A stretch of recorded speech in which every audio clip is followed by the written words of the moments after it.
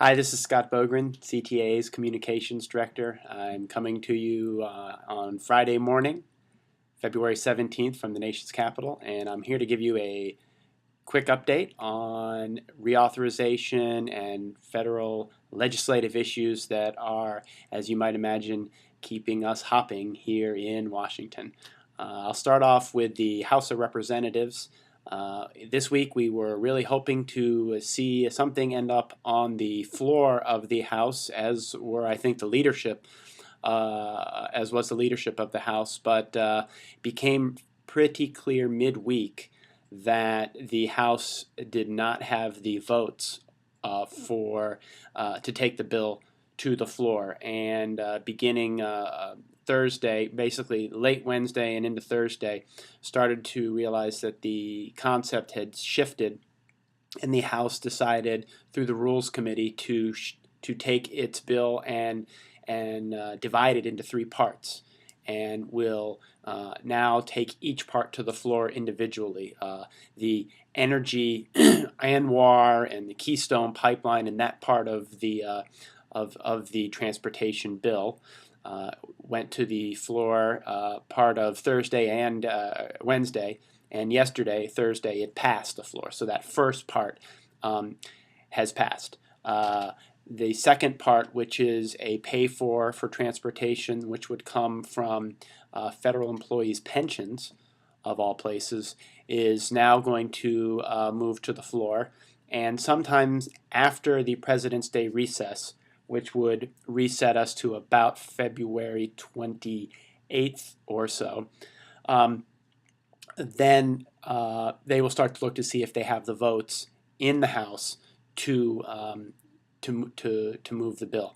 As I said earlier, I don't think you'll see this bill hit the floor of the House unless the votes are there. I don't think the leadership will risk the embarrassment of losing, and really the ability to move this from the floor of the House is all about counting votes, and that's where they are now.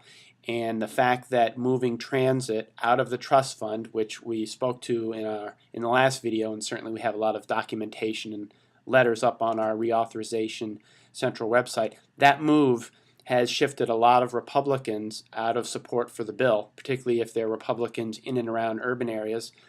Second, some of the more conservative groups continue to oppose the bill, so the House leadership is having trouble maintaining enough votes for the bill, and that's kind of why it was a hurry up and wait situation. In the Senate, what we're looking at there is a somewhat similar.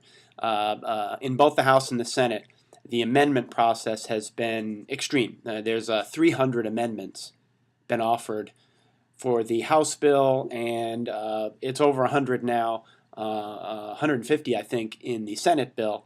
And some of those from the Senate side have been what one might call extraneous or non-germane amendments, which is causing some problems in the Senate side. I understand that later this morning they're going to vote for cloture, which in the curious way the Senate does things is the ability to kind of cut off discussion and move forward.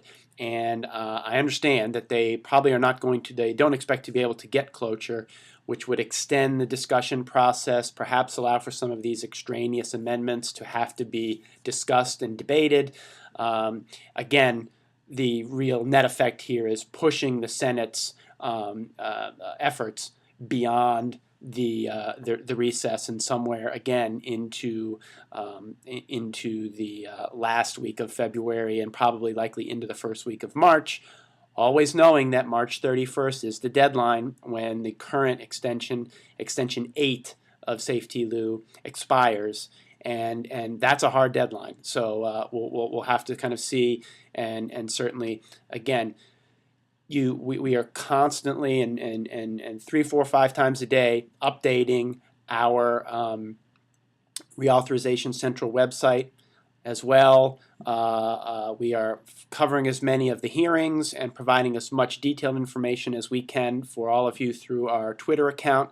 You can follow me at CTMag1 and that's an excellent way to do that. Also this week, the administration put out its FY 2013 budget, which included their reauthorization proposal, which effectively doubles transit funding. As opposed to previous years, they are promoting that this bill is fully paid for with some dollars and funding recaptured from the efforts in Iraq and Afghanistan. As you might imagine, this proposal is not being viewed very favorably in Congress, but yet it is there, and we provide some analysis on the President's bill, as well as a letter of support and thanks to Secretary LaHood on our Reauthorization Central website for you to take a look at. And really, we're starting to hone in on some of the amendments, because the amendments are going to be critical in both the House and the Senate bill. And you'll see we're going to start to provide additional information on these amendments and the ones that we're supporting and the ones that we're following closely. All that information will be available, as I said, on the website.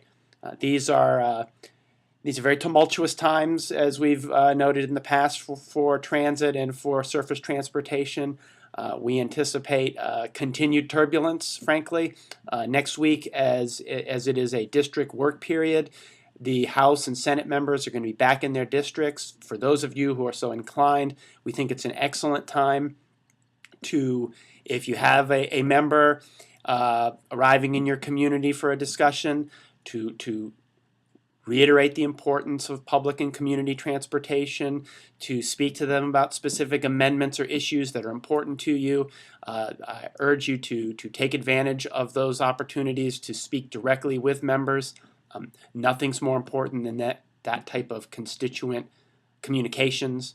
And we are here, happy to work with anyone. As I said at the end of the last video message, you can reach me at 202-247-1921, and my email address is bogren, B-O-G-R-E-N, @ctaa.org. I will keep you up to date through the end of today and then beginning next week.